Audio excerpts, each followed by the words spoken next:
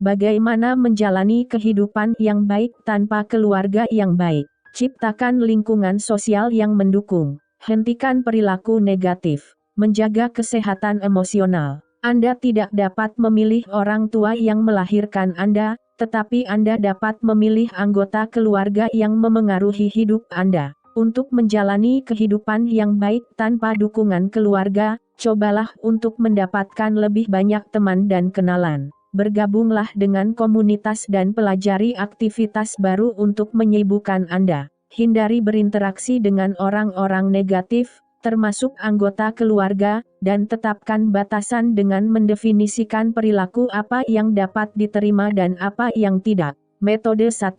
Ciptakan lingkungan sosial yang mendukung. 1.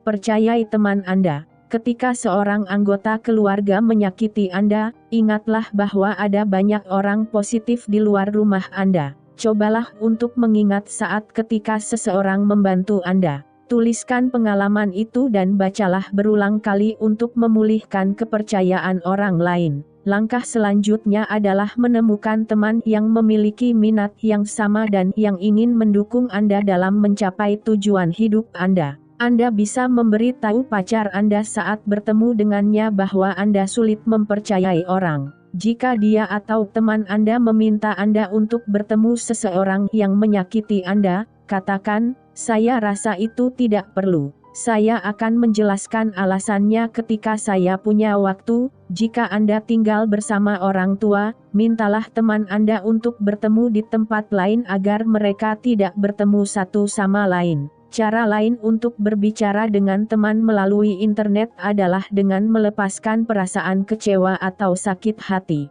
2. Rencanakan kegiatan yang menyenangkan. Perkenalkan aktivitas baru yang menyenangkan bersama teman untuk memperkuat hubungan dan ciptakan lebih banyak percakapan saat Anda berkumpul. Jika teman Anda sibuk, pergilah ke restoran atau bioskop sendirian untuk makan malam. Menikmati kesendirian juga sangat bermanfaat. Jika Anda terbiasa hidup dalam keluarga besar dan selalu berinteraksi dengan banyak orang, meluangkan waktu untuk melakukan sesuatu sendiri dapat meningkatkan rasa percaya diri dan membuktikan bahwa Anda adalah orang yang mandiri. Ajak satu atau beberapa teman untuk melakukan aktivitas bersama, misalnya minum kopi bersama atau bersantai di taman. Kegiatan ini akan membantu Anda tenang dan fokus pada percakapan. Gunakan kesempatan ini untuk membangun dan memperkuat hubungan dengan berbagi pengalaman dan lihat apakah Anda berteman dengan orang yang dapat Anda percayai. 3.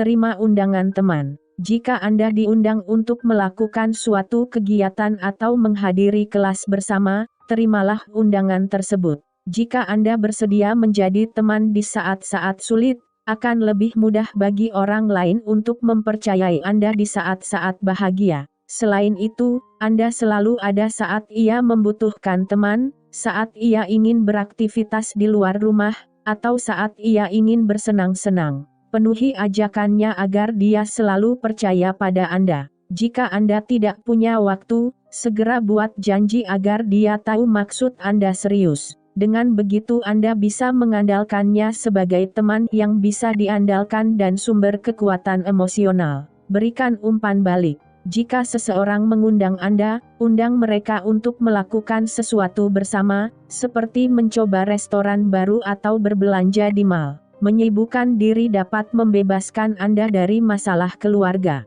4. Bergabunglah dengan komunitas hobi. Jika Anda tinggal bersama orang tua atau masih bersekolah, bergabung dengan komunitas bisa menjadi alasan untuk menggunakan waktu jauh dari rumah secara positif. Sepulang sekolah Anda berhak memutuskan bagaimana Anda ingin membentuk dan memperluas kehidupan sosial Anda di luar keluarga. Gunakan internet untuk menemukan gereja di kota Anda yang menawarkan aktivitas untuk orang-orang dengan minat dan hobi yang sama. Misalnya, jika hobi Anda menunggang kuda, bergabunglah dengan klub kuda setempat. Sebagai alternatif, Anda dapat menghubungi pusat rekreasi terdekat untuk mendapatkan informasi tentang pelatihan dalam ruangan dewasa. Kegiatan ini dapat digunakan pada malam hari atau pada akhir pekan di luar jam kerja. bergabunglah dengan gereja lokal untuk mendapatkan dukungan. Selain itu, Anda berada di lingkungan yang kondusif untuk perenungan pribadi yang tenang. 5. Pelajari sesuatu yang baru dengan mengikuti kelas. Penelitian menunjukkan bahwa selama kita terus melakukan aktivitas baru, otak terus berfungsi dan tetap aktif. Selain itu, berdampak positif bagi kesehatan mental karena meningkatkan rasa percaya diri dan kemampuan mengatasi masalah. Cari di internet untuk berbagai kegiatan kelas untuk orang dewasa atau manula. Pikirkan aktivitas dewasa muda baru yang menyegarkan bagi remaja atau dewasa muda. Berpartisipasi dalam kelas olahraga, seperti yoga, membuat tubuh tetap bugar dan aktif. Meminta bantuan teman sekelas adalah salah satu cara untuk memperluas kehidupan sosial di luar keluarga. Jika keluarga Anda tidak mendukung rencana Anda, jangan beritahu mereka. Saat Anda memulai aktivitas baru, Anda perlu beradaptasi dan mendengar umpan balik yang positif dan membesarkan hati. Jika Anda masih muda dan tinggal bersama orang tua, Anda harus mencari pekerjaan paruh waktu untuk mendukung aktivitas tersebut. Langkah ini sangat berguna karena Anda tidak akan bisa melihat anggota keluarga dan berinteraksi dengan rekan kerja saat Anda sedang bekerja. 6. Sumbangkan waktu melalui kerja sukarela. Ini memberi Anda kesempatan untuk melihat secara langsung bahwa orang lain juga mengalami masalah. Dengan menjadi sukarelawan, Anda mungkin menemukan hobi baru, seperti memasak atau melukis. Cari peluang sukarela secara online dan hubungi penyelenggara kegiatan ini untuk informasi lebih lanjut. Berhati-hatilah dalam memilih kelompok yang Anda pilih untuk dilayani, misalnya orang yang pernah mengalami KDRT, karena melayani mereka serasa di rumah sendiri. Sebaliknya, sukarela untuk membantu orang lain di lingkungan di mana Anda termotivasi. Metode 2, akhiri perlakuan negatif. 1. Jaga jarak dengan anggota keluarga. Jika Anda tinggal bersama orang tua, hindari ruangan yang digunakan untuk kegiatan keluarga, seperti ruang makan. Jika Anda tinggal sendirian di rumah, hindari mengunjungi keluarga, menelepon atau mengirim SMS secara berlebihan. Jauhkan diri Anda dari keluarga Anda dengan tidak mengunjungi mereka atau mengundang mereka ke rumah Anda. Ingatlah bahwa energi Anda terbatas. Jauhkan diri Anda dari orang-orang negatif agar energi tidak habis dan Anda bisa membaginya dengan orang-orang positif. Jika ada anggota keluarga yang bertanya mengapa Anda menjaga jarak, katakan saja, akhir-akhir ini saya sibuk, dan Anda tidak perlu menjelaskan lebih lanjut. Ingatlah bahwa orang yang terbiasa mendapatkan reaksi tertentu dari Anda dan kemudian tiba-tiba berhenti merespons biasanya terus mendorong sebelum menyerah.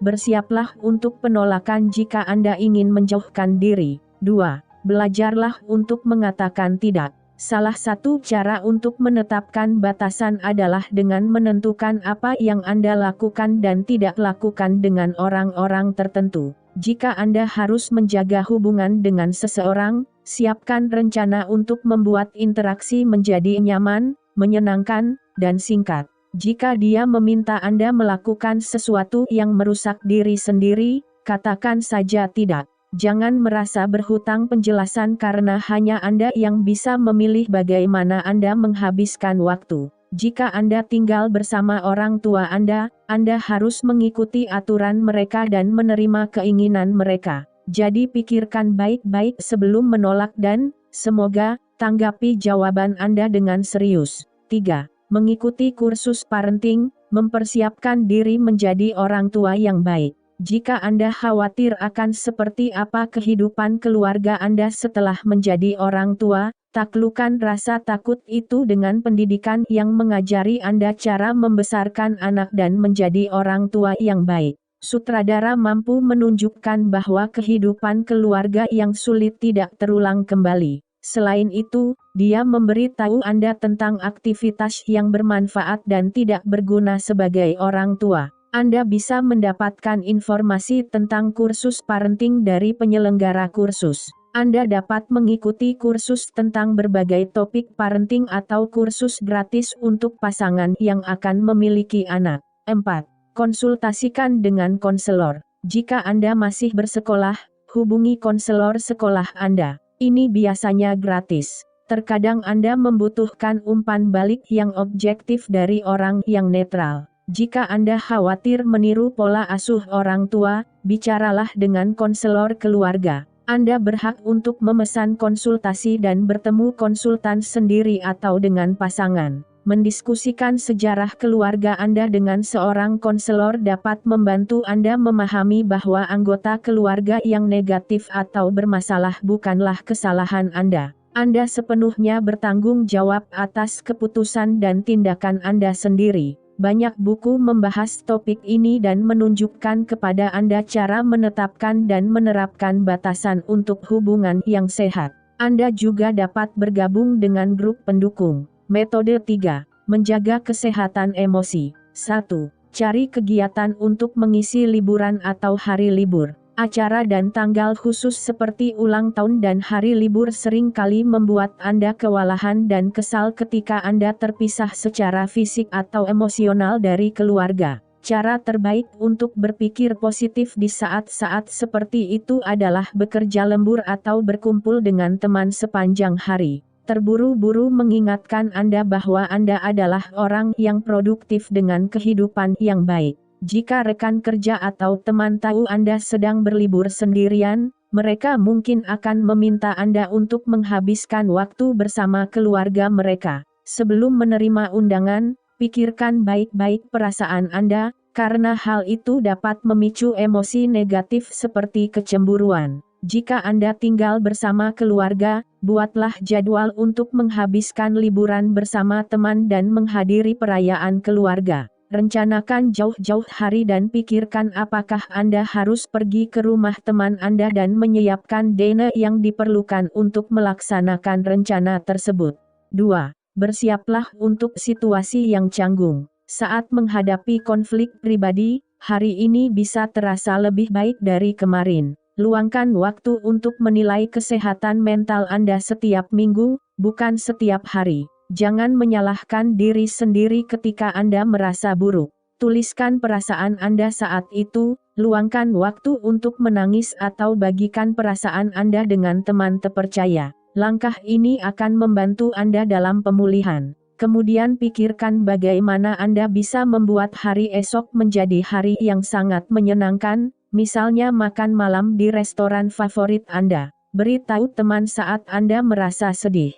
Mungkin ada sesuatu yang bisa dia lakukan untuk menghibur atau mengalihkan perhatiannya dengan cara yang positif. Pastikan untuk membalas budi segera setelah Anda mendapatkan kesempatan. Jika Anda masih bersekolah, cobalah untuk mendapatkan nilai terbaik dengan mengikuti kelas dan nilai lainnya selama perselisihan keluarga. Saat Anda mementingkan diri sendiri dan sebagian besar tenang, Anda dapat berbicara dalam percakapan untuk mendapatkan poin tambahan. 3. Pelajari interaksi yang sehat. Jika Anda telah hidup di lingkungan negatif sejak masa kanak-kanak dan disfungsional, mulailah mengamati dan mengeksplorasi cara-cara positif dan suportif dalam berinteraksi dengan orang lain. Bacalah buku atau artikel tentang hubungan yang sehat. Bersabarlah dan berbaik hatilah pada diri sendiri saat Anda melakukan kesalahan. Misalnya, Anda mungkin ingin tahu kapan harus mengucapkan terima kasih dan cara terbaik untuk mengatakannya. Apakah Anda mengirim kartu ucapan terima kasih atau hanya pesan teks? Cari tahu metode mana yang tepat untuk Anda. 4. Identifikasi seseorang yang layak menjadi panutan. Jika Anda seorang dewasa muda, pilihlah seseorang yang pantas dihormati dan menjadi panutan, seperti guru yang mengajar Anda di sekolah atau atlet profesional yang tidak Anda kenal secara pribadi. Kumpulkan informasi tambahan tentang panutan Anda, Miss B. Cari tahu mengapa mereka membuat keputusan tertentu. Misalnya, jika panutan pemain sepak bola Anda adalah seorang sukarelawan, ikuti apa yang dia lakukan. 5. Ulangi mantra positif setiap hari. Segera setelah Anda bangun di pagi hari, hal pertama yang harus Anda lakukan adalah mengucapkan pernyataan positif sederhana kepada diri sendiri, misalnya, B. Itu pasti hari yang menyenangkan atau kamu harus melakukannya dengan baik. Hari ini buat mantra mudah diingat dan ubah kata-kata jika mantra sudah usang atau tidak berfungsi lagi. Atau, Anda dapat membayangkan bahwa hari Anda berjalan dengan sangat baik. Bagaimanapun, Anda adalah motivator terbaik Anda sendiri. Putuskan bagaimana memusatkan perhatian Anda pada hal-hal positif, seperti melantunkan mantra atau melatih pernapasan dalam. Tulis pernyataan positif dalam jurnal dan baca berulang kali. Posting kata-kata positif di tempat yang menonjol, seperti cermin atau layar komputer. 6. Fokus pada tujuan hidup yang ingin Anda capai. Anda tidak dapat mengubah apa yang terjadi, tetapi Anda dapat menentukan masa depan Anda. Luangkan waktu untuk menetapkan tujuan pribadi dan profesional jangka pendek dan jangka panjang. Tuliskan tujuan ini di atas kertas dan tempelkan di tempat yang terlihat, seperti di dinding kamar tidur. Rayakan setiap kali Anda mencapai tujuan. Contoh tujuan pribadi, berolahraga setidaknya 3 kali seminggu atau menonton film setiap minggu dan bersenang-senanglah di waktu luang Anda. Anda dapat mencapainya dengan lebih mudah dengan memecah tujuan Anda menjadi langkah-langkah yang dapat ditindaklanjuti dan realistis untuk membuat Anda tetap termotivasi dan berada di jalur yang benar. Kiat, Anda mungkin ingin merahasiakan masalah keluarga. Namun, jika Anda membaginya dengan teman terpercaya yang memahami perasaan Anda bisa mendapatkan dukungan dan saran yang bermanfaat.